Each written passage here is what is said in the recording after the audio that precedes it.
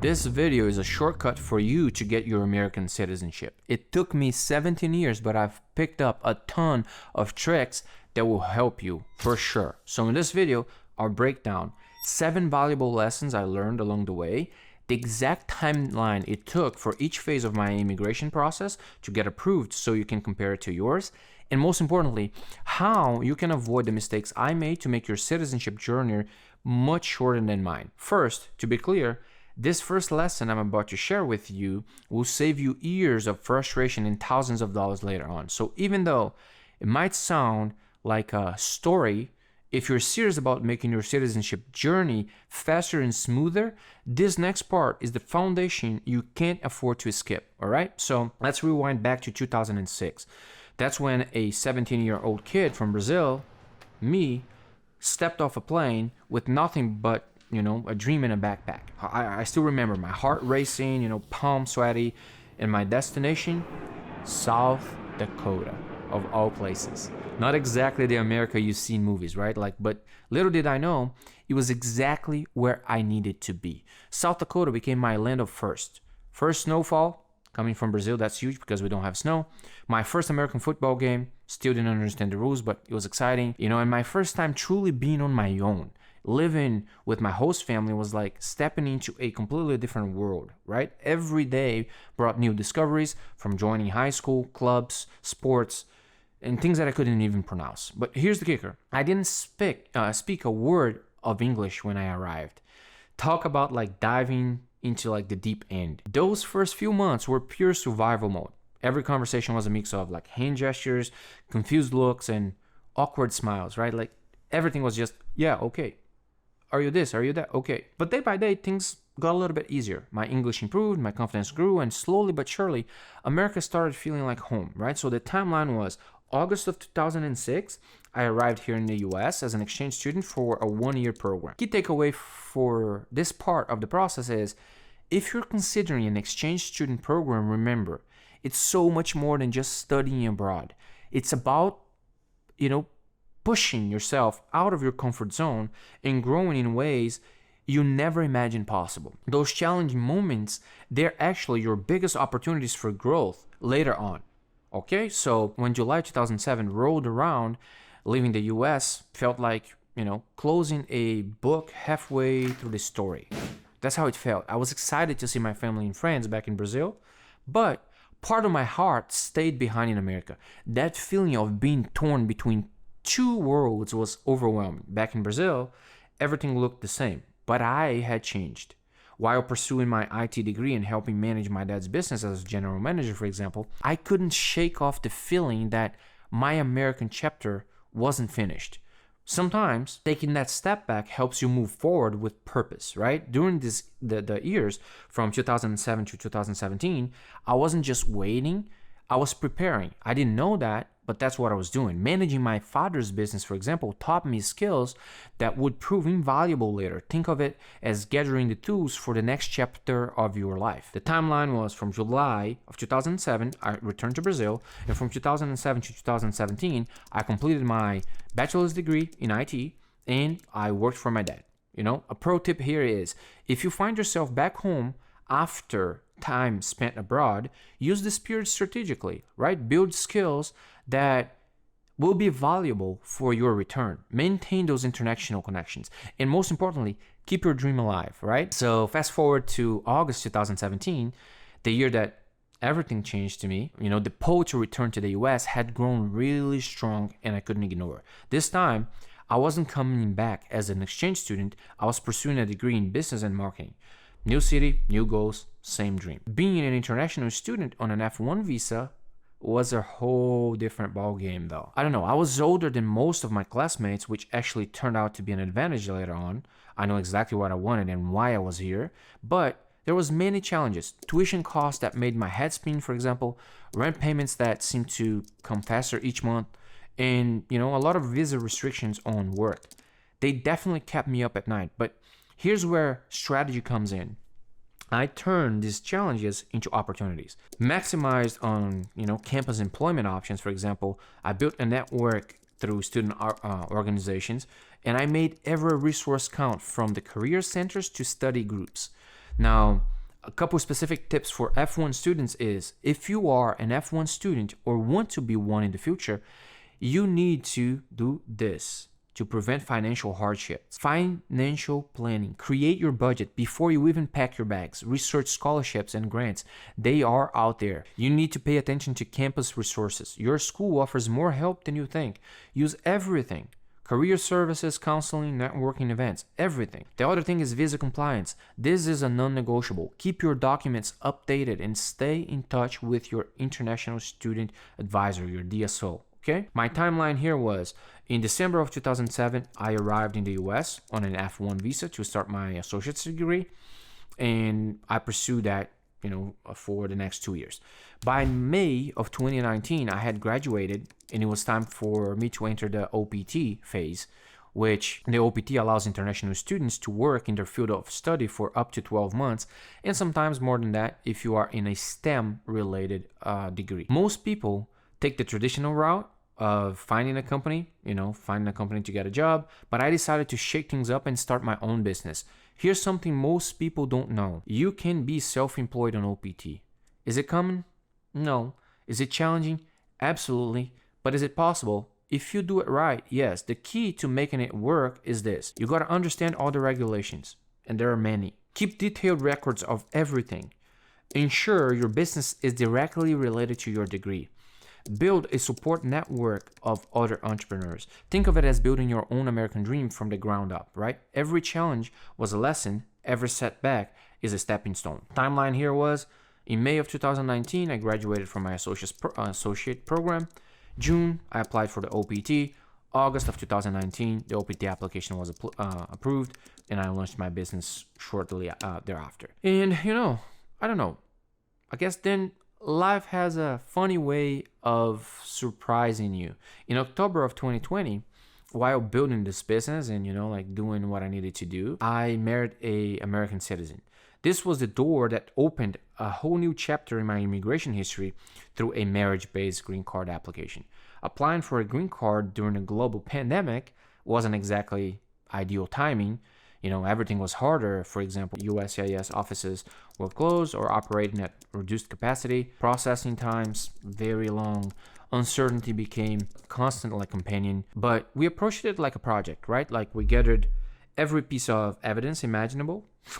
We created timelines of our relationship and prepared for interviews like it was a final exam. The timeline was October 2020, we got married. December 2020, we filed and the USCIS accepted the fingerprinting fee for my I-485 application. Then in March of 2021, I got my biometrics appointment, my fingerprints taken.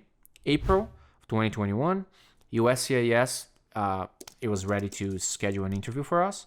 May of 2021, the interview was scheduled. June, the interview was conducted, was approved, and the USCIS ordered the green card. And then in June 25 of 2021, the application was approved. And 28, I actually got the green card. So the interview day is still vivid in my memory. The nervous energy, the detailed questions about our life together. But all that preparation paid off when, the 2-year conditional green card arrived in June at my mailbox, right? Finally, a moment to breathe.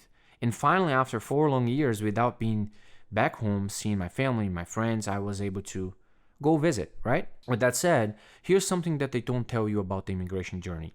Getting the green card isn't the end. It's just another beginning, right? Like by March 2023, it was time for me to remove the conditions on my green card. Simple, right? Well, processing times had other plans because the hardest part wasn't the paperwork, it was the waiting.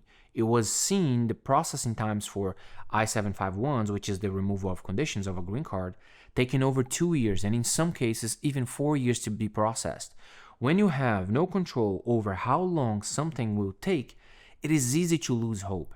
But instead of letting it get me down, I channeled that energy into growing my business, building stronger community connections, preparing for the next step, which was the citizenship, right? So the timeline was March 31st, I filed for the removal of conditions, the I-751.